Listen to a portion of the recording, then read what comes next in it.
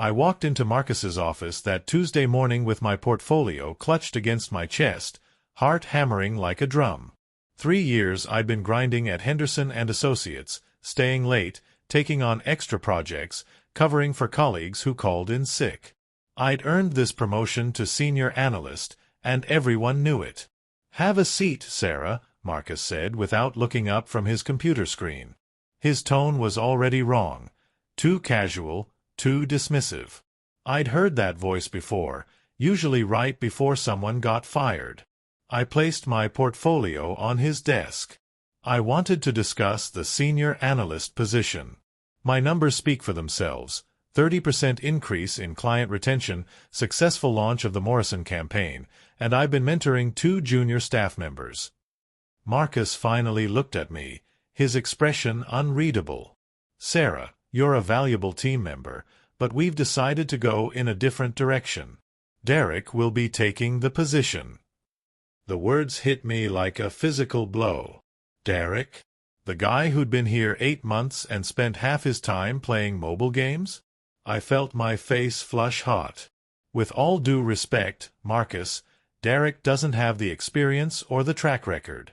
My performance reviews have been exemplary. What exactly is the different direction you're referring to? He shifted uncomfortably. Derek brings a fresh perspective. Sometimes that's what we need to shake things up. I knew there was more to it. There had to be. But in that moment, all I could do was nod politely, gather my dignity, and walk out of his office feeling like I'd been sucker-punched. That evening, I was working late again. Old habits die hard, when I heard voices coming from the conference room. The door was slightly ajar, and I recognized Marcus's voice immediately. Then I heard something that made me freeze in my tracks. "Look, Jim, I know Sarah's numbers are better, but Derek's got connections. His father plays golf with 3 of our biggest clients. We need those relationships locked down, especially with the Steinberg account wavering." Another voice, Jim from HR, responded, "That's a dangerous game, Marcus. Sarah's performance metrics are off the charts. If she finds out the real reason, she won't. And even if she does, what's she going to do? File a complaint? We'll say it was about leadership potential or some other subjective nonsense. Derek's promotion is about strategic positioning." My blood ran cold. They hadn't promoted Derek because he was qualified.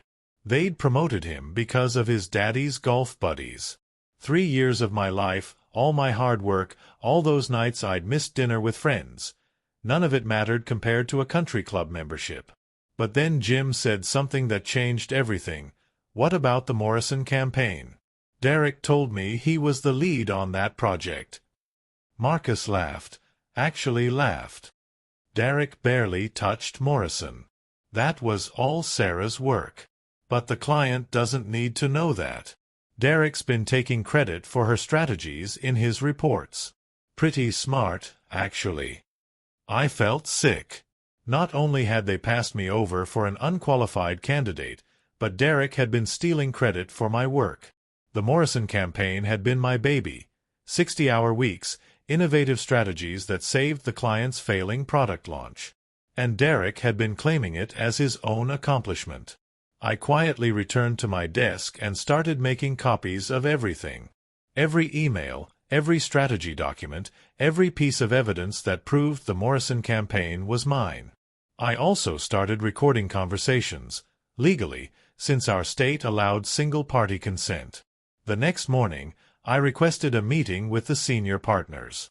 Not Marcus, not HR, the people who actually owned the company. I walked into that boardroom with a presentation that would have made a prosecutor proud. "Gentlemen, I want to show you something interesting about our promotion practices and project attribution." I laid it out methodically. Derek's fabricated contributions, Marcus's admission about the golf connections, the stolen credit, the dismissal of merit-based promotion. I had recordings, documents, email chains, everything. The silence in that room was deafening. Finally, senior partner Harrison spoke. "This is deeply concerning, Sarah. Give us 24 hours to investigate. Within a week, Marcus was gone. Derek was transferred to a different department with a demotion. And I found myself sitting in the senior analyst chair I'd earned, plus a formal apology from the partners and a substantial salary adjustment for overlooked contributions. Sometimes the system doesn't work the way it should. But sometimes, when you fight smart and fight fair, justice finds a way to surface. The truth has a funny way of coming to light, especially when you're patient enough to let it reveal itself. My promotion taught me that merit isn't always enough, but documentation, courage, and strategic thinking can level any playing field. And now, in my new role, I make sure that never happens to anyone on my team again.